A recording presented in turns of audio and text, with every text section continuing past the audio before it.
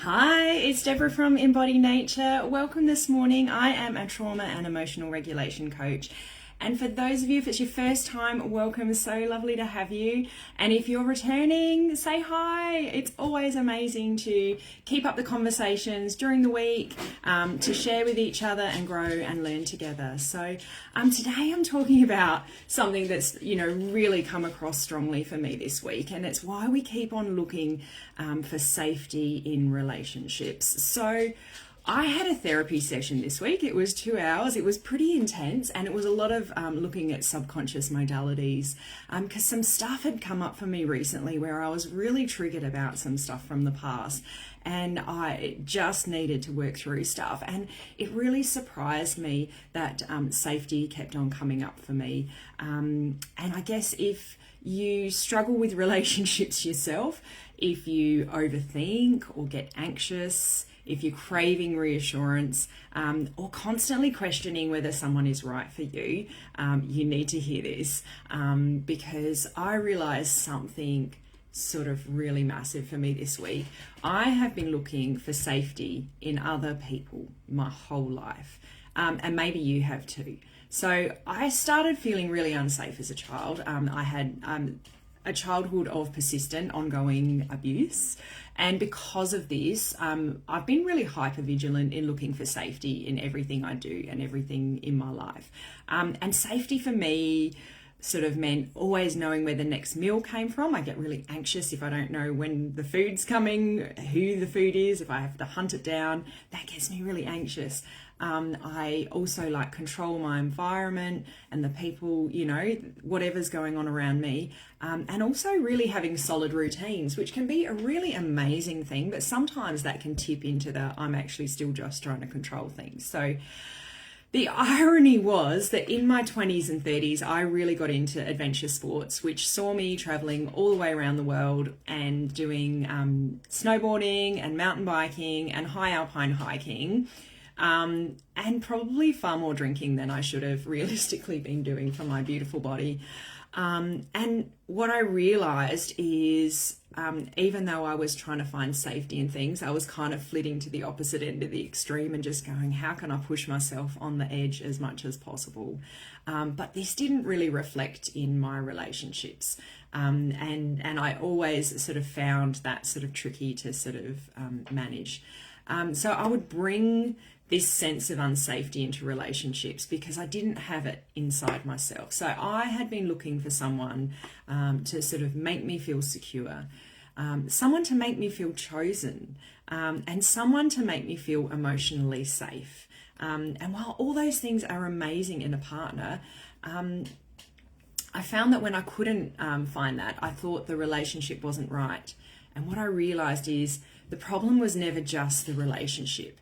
The real problem was that I was asking people to create a feeling inside of me and that sense of safety, and that I hadn't learned to create it for myself yet. So I guess this realization, here's the thing, sort of, I already knew this.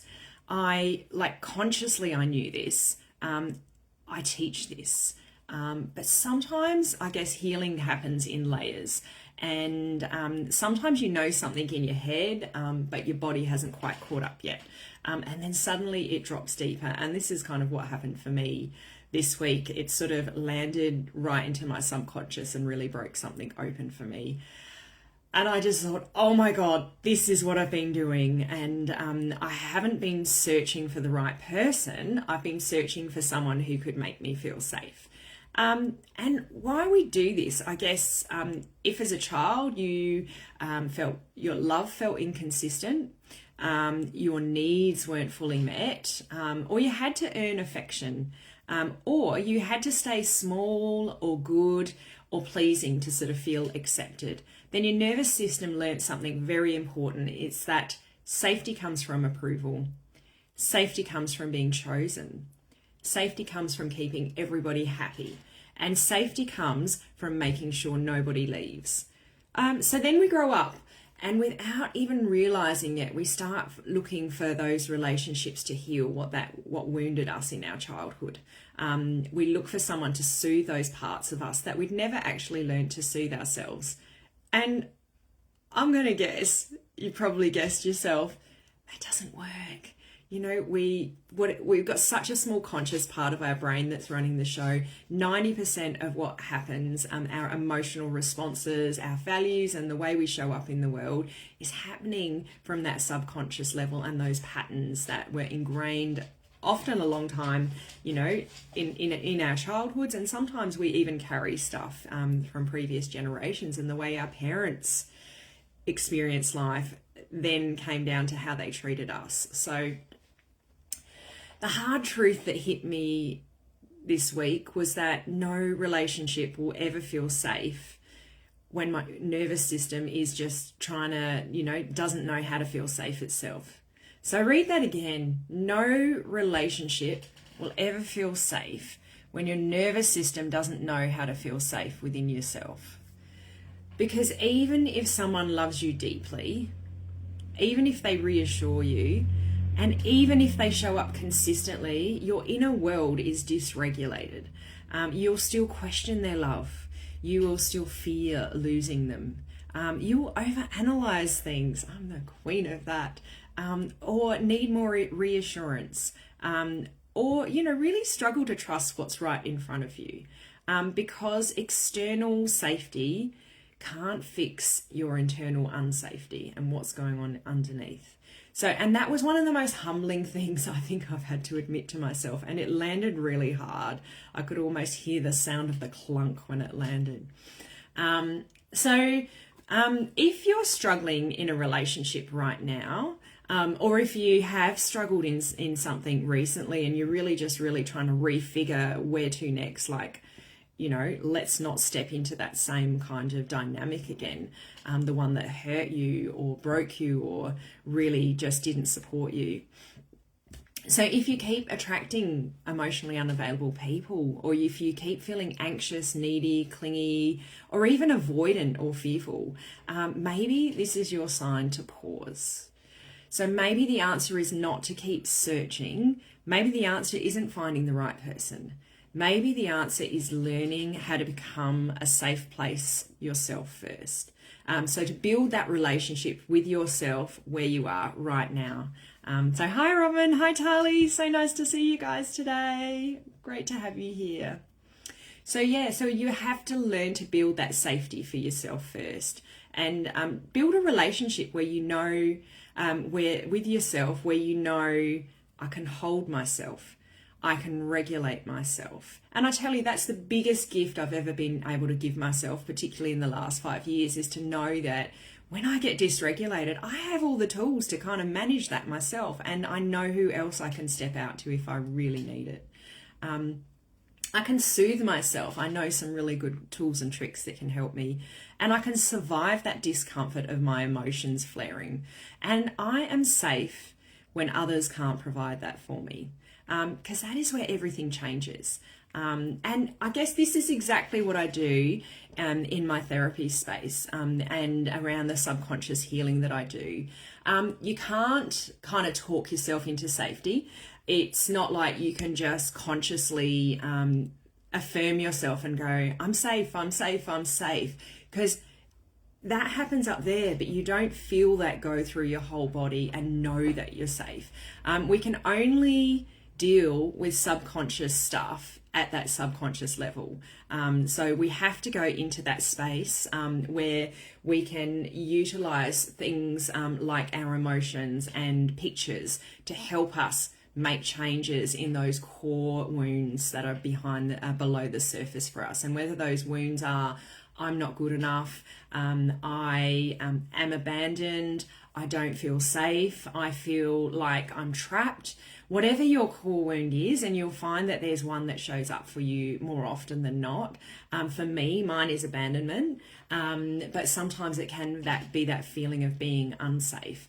And so what we can do to challenge those core wounds is actually sit in a space of working through and replanting in our brain some of the opposite of what that is. So if I'm not good enough, the opposite of that is I am good enough. If I'm feeling unsafe, now I'm feeling safe. If I'm feeling abandoned, then maybe I can stay connected in relationships. So all these things, and this takes time and work to go through this, but what really deepens this is being able to sit in a space where we work with that subconscious level deeply. And I'm so passionate about this because most people know these patterns. You know, you guys are clever people. That's why you're here, because you're wanting to figure this shit out. You know, none of the people I work with aren't highly intelligent and highly functioning people. We just haven't figured out what we need to do to flip the switch here. So you can understand it all logically, but awareness alone doesn't heal things, because these patterns, as I said, they don't live in our conscious mind. They live in our subconscious and our nervous system and in our body. And until we work at that level, we will keep repeating these patterns over and over again. The ones that we swore we'd outgrow, there's only so much effort we can put in from our conscious brain to work on this stuff. And when we feel like we're failing in this area, it's because we're not working in the right space, in the right way. And when we work in that subconscious, it all of a sudden becomes easy. The switch gets flipped for us, and we can't explain. Like I know when I had my session the other day, I couldn't explain why all of a sudden I felt safer. And everything I've done this week has been in this sense of feeling so much safer, just because something changed for me right deep down in the core. I had this understanding, I worked through some stuff, and it just landed for me. And I've seen this happen all the time with my clients too. So the work I do just gently uncovers these subconscious imprints, and it helps us understand where they come from, and we'll shift them at the root. So healing stops being intellectual and starts becoming embodied. So if this resonates with you, if you're tired at looking to other people to make you feel safe, and if you're ready to stop repeating these painful patterns and finally heal what's underneath it, send me a message. Tell me you want safety, connect. We can have a yarn, and I can let you know whether this is something that I can help you with. And if not, there's a whole bunch of other stuff I know as well. So there's always, you know, a great outcome from us having a conversation together. So healing begins when you stop asking other people to carry what your nervous system is actually asking you to learn and to hold. So hopefully you're ready, because I can see all the interest that you've had, and I hope this resonates with you. So I hope you have a fantastic Saturday, and thank you so much for joining. So send your love, comment, say hi, and have a chat with me soon. Take care. Bye.